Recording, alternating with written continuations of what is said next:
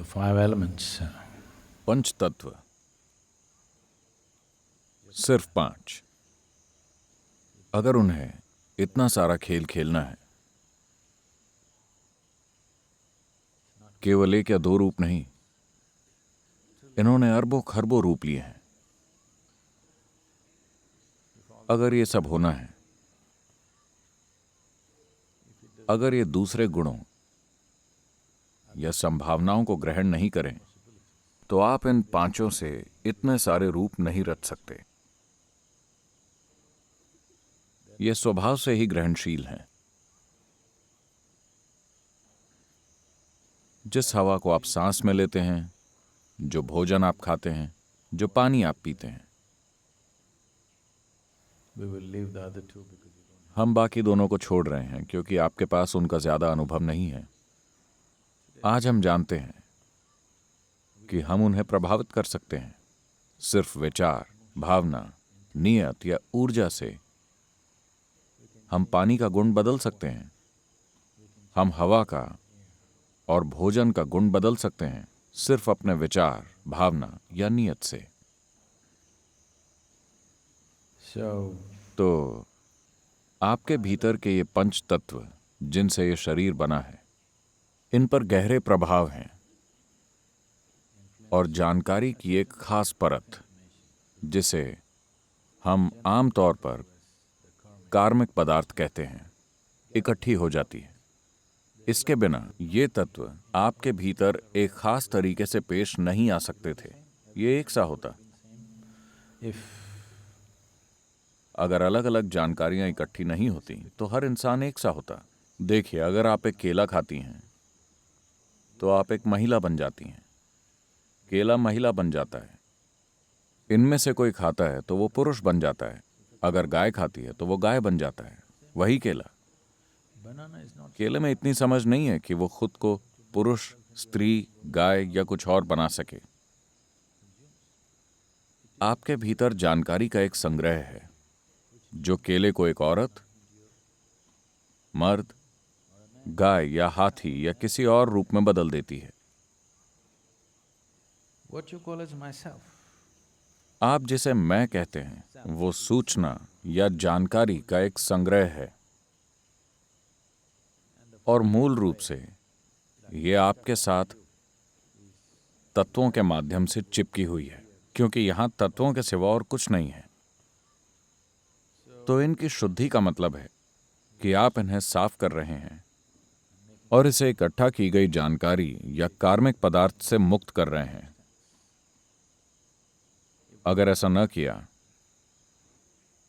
तो आप एक मजबूत शख्सियत तो होंगे, पर कभी ये नहीं जान सकेंगे कि आप उन सीमाओं से परे कैसे जा सकते हैं जो आपने खुद के लिए बना रखी हैं।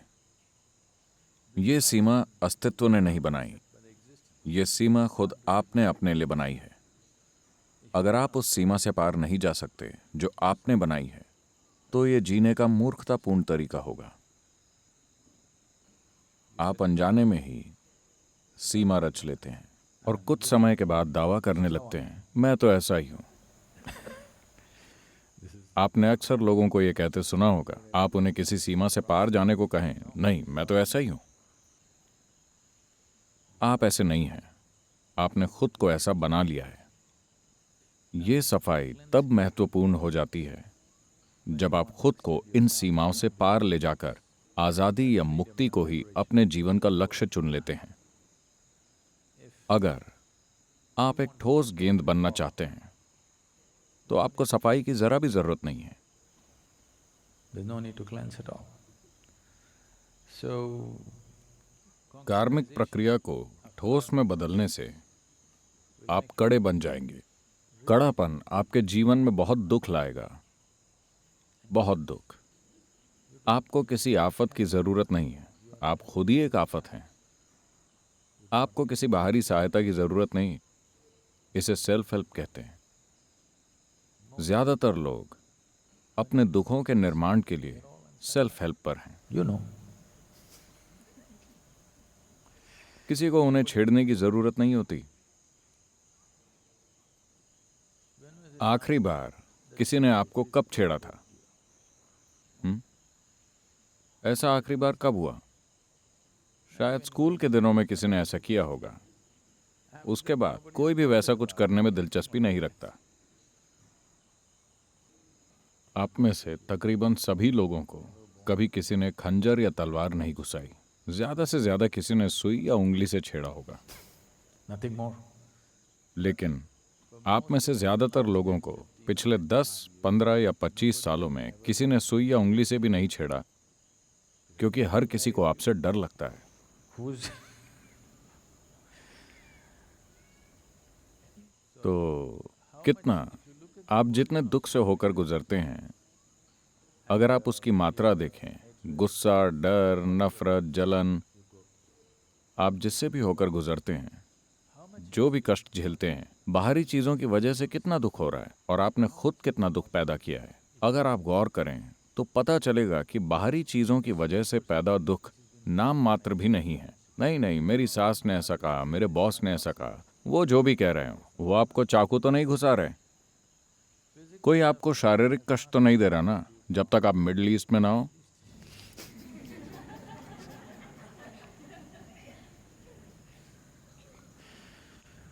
ज्यादातर लोगों के साथ ऐसा कुछ हुआ ही नहीं, तो बाकी सब आपका खुद का ही बनाया हुआ है। ऐसा इसलिए क्योंकि ये छाप इतनी गहरी है that you behave in कि आप मजबूरन अपनी आदतों के अनुसार पेश आते हैं। हजारों बार वैसी ही परिस्थितियां आ चुकी हैं, लेकिन अगर फिर से वही होता है तो आप वही एक जैसी प्रतिक्रिया देते हैं। एक स्तर की जागरूकता की जरूरत होगी, आपको एक हद तक झकझोरने की जरूरत होगी, तभी आप कुछ अलग तरह से रिस्पॉन्ड कर पाएंगे। so तो भूत शुद्धि का मतलब है इस प्रक्रिया को बहुत ही बुनियादी स्तर पर करना। अगर हम सुबह के समय आपके मन को साफ करें तो दोपहर तक आपके मन में फिर से पूरी नई दुनिया बन जाएगी। यह तरीका काम का नहीं है। यही वजह है कि यौगिक प्रणाली में आपके मानसिक ढांचे को कोई महत्व नहीं दिया जाता। आप क्या सोचते हैं, क्या महसूस करते हैं, वो इसकी परवाह नहीं करते, क्योंकि अगर हम आज इसे बदल भी देंगे तो आप कुछ समय बाद फिर से इसे बदलकर कुछ और बना देंगे। हम केवल शरीर में दिलचस्पी रखते हैं, इसीलिए योग में हर चीज को शरीर कहा गया है। भौतिक शरीर, मानसिक शरीर, ऊर्जा शरीर वगैरह, लेकिन मन नहीं, क्योंकि आपके भीतर मन का जो खेल चल रहा है, towards which you have given जिसे आप इतनी अहमियत देते हैं, उसका कोई महत्व नहीं है। आपके भीतर जमा सूचना के आधार पर आपके जो भी कर्म हैं, आपका जो भी संस्कार है, आप उसके अनुसार ही सोचते हैं, महसूस करते हैं, आपकी भावनाएं वैसी चलती हैं, सब कुछ उसके अनुसार ही होता है। तो हमारी दिलचस्पी जड़ पर काम करने में है। अगर आप पेड़ की छटाई करते हैं तो वो फिर से उग जाएगा, अब की बार और भी तेजी से बढ़ेगा। तो छटाई करने का कोई मतलब नहीं है। अगर आप जड़ काट देते हैं तो पेड़ मर जाएगा। so the very root तो कार्मिक छाप की जड़ तत्वों में ही छिपी है। वो सबसे बुनियादी पहलू है। दूसरे पहलुओं की तुलना में इसे कहीं ज्यादा सावधानी से करना होता है। तो अक्सर चूंकि अधिकतर लोग अपना पूर्ण रूपांतरण नहीं चाहते, वो बस थोड़ा सा बदलाव चाहते हैं, वो खुद को खोना नहीं चाहते। भूत शुद्धि मतलब आप खुद को खोना चाहते हैं, चाहे वो अच्छा, बुरा, सुंदर या बदसूरत जो भी है, आपको इससे फर्क नहीं पड़ता। आप वो सब खोना चाहते हैं जो आपने रचा है, ताकि ईश्वर का सृजन आपके भीतर खड़ा होकर चमक उठे। इसके लिए आपको थोड़ा काम करना होगा। आपको बुनियादी भूत शुद्धि सिखाई गई है। अगर आप भूत शुद्धि को गंभीर तौर पर करना चाहें तो आपका पूरा जीवन बस यही बन जाएगा। ये कोई ऐसी चीज नहीं होगी जिसे थोड़ा बहुत कर लें। तो अगर आप भूत शुद्धि का छोटा सा संस्करण भी करते हैं तो आप देखेंगे कि ये आपके जीवन में स्थायी बदलाव लाता है और वापस पुराने ढर्रे पर जाने की प्रवृत्ति नहीं रहती, जो कि महत्वपूर्ण है। वरना सब कुछ 3 दिन के लिए बदलता है और फिर पुराना ढर्रा वापस आ जाता है।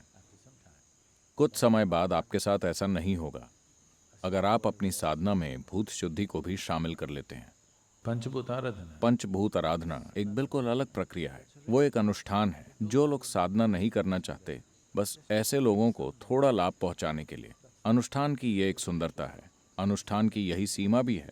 कोई दूसरा आपके लिए अनुष्ठान कर सकता है। आपको कोई साधना करने की जरूरत नहीं है, बस बैठकर उसका लाभ लीजिए। पर यदि वो ऐसा नहीं करते तो आपको उसका लाभ नहीं मिल सकता। मान लेते हैं कि हम पंचभूत आराधना नहीं करते, तब आपको वो नहीं मिल सकता। तो अनुष्ठान में ऐसा ही होता है। इसकी सुंदरता यही है कि जो लोग इसके बारे में कुछ नहीं जानते वो भी इसका लाभ पा सकते हैं। इसके साथ ही जो लोग इसे करते हैं, अगर वो इसे ठीक से नहीं करते तो आपको इसका लाभ नहीं मिलेगा। अगर वो अनुष्ठान करते ही नहीं तो वो फायदे आपको कभी नहीं मिलेंगे। लेकिन अगर आप खुद भूत शुद्धि का अभ्यास करते हैं और इसे बनाए रखते हैं तो समय के साथ आप देखेंगे कि इसके प्रभाव को नकारा नहीं जा सकता।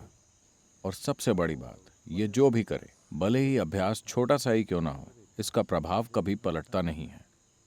ये भूत शुद्धि का एक अहम पहलू है। अगर आप 6 महीने तक योगासन करते हैं और फिर पूरे साल कुछ नहीं करते तो सब कुछ वैसा ही हो जाएगा जैसा पहले था। आपने 6 महीने तक प्राणायाम किया, अगर ये शक्ति चलन क्रिया की तरह ताकतवर है तो इसका असर दिखेगा।